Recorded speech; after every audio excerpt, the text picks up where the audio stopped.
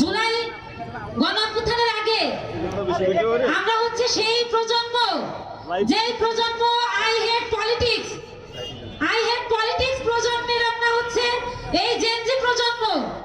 এই 24-এ আমাদের 1400 ভাই বোন শহীদ হয়েছে, 30,000-এর উপরে ভাই বোন আমাদের আহত বঙ্গুত্ব বরণ করে আছে।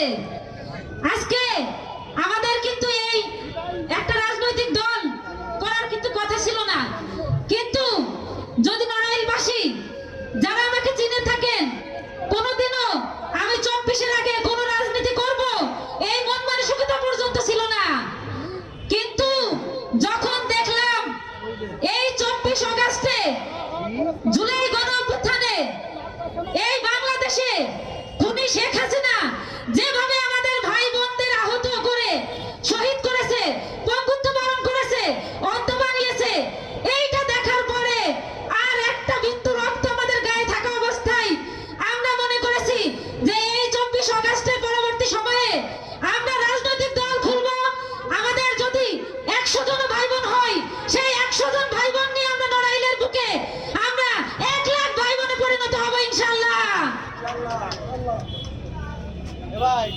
প্রিয় নড়াইলবাসী, আপনাদেরকে আরো কিছু কথা বলতে চাই। আজকে নড়াইলে আমরা কত বড় হতভাগা। আজকে আমাদের নড়াইল হাসপাতালে আপনারা জেনে থাকবেন একটা আল্ট্রাসাউন্ড মেশিন পর্যন্ত নাই। আজকে নড়াইলে পৌরসভাতে যদি মিনিমাম একটু বৃষ্টি হয় আমাদের পৌরসভা তলিয়ে যায়, কিন্তু এত নেতা কর্মী নড়াইলে জন্মগ্রহণ করলো, এত বড় বড় রাজনৈতিক দল, এই যে বন্যার বিষয়টা একটু বৃষ্টি হলেই আমাদের হাঁটু পানির উপরে আমরা নড়াইলবাসী প্লাবিত হই। এই পৌরবাসীর এই ভোগান্তি এই পর্যন্ত কেউ দুর্বিষহ অবস্থা কেউ এইটা রক্ষা করতে পারে নাই।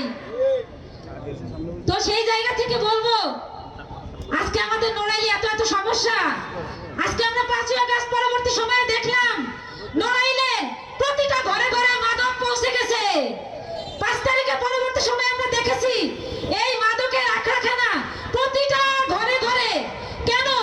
আজকে আইন শৃঙ্খলা বাহিনী যখন এই অভিযানগুলো চালায়, আমাদের কাছে ইনফরমেশন আছে সেই আইন শৃঙ্খলা বাহিনীকে কি বলা হচ্ছে, স্বৈরাচার ট্যাগ দিয়ে সেই মাদকের আস্তানা তারা নির্মূল করবে, কিন্তু সেইটাতে তারা পর্যন্ত বাধা দেয় স্বৈরাচারের ট্যাগ বলে। আজকে আমি আরো কিছু কথা বলতে চাই। আজকে নড়াইলে অস্ত্রের রমরমা অবস্থা, সেই অস্ত্রের রমরমা অবস্থা। আজকে আমরা এতটা ভয়াবহ পরিস্থিতিতে আছি, এত কার্ড দেওয়া হয়, কিন্তু আমি একজন নারী, কিন্তু আমাকে তাহলে একটা নারী কার্ড দিক। আজ থেকে 5 দিন আগে আমাদের বোন জান্নাতুল মাওয়া তাকে ধর্ষণ করে মেরে পর্যন্ত ফেলা হয়েছে। আমরা কি সেই বিচারটা পাবো নড়াইলে? আমি এটা নড়াইলবাসীর কাছে প্রশ্নটা রেখে গেলাম। আসুন, আজকে আমরা অল্প কয়েকজন ভাই বোন আছি, আজকে আমরা যদি ভালো কিছু মানুষ যদি একসাথে একই প্রত্যয় নিয়ে সামনের দিকে আগানোর জন্য আমরা যদি একমত হই, তখন এই স্বৈরাচার, তখন এই ধর্ষণ, এই চাঁদাবাজি, এই হামলা, এই অত্যাচার, এই মাদক, এই কারবারিগুলো নির্মূল করা সম্ভব। আজকে আমরা একটা সুষ্ঠু স্বাভাবিক নড়াইল আশা কামনা করি।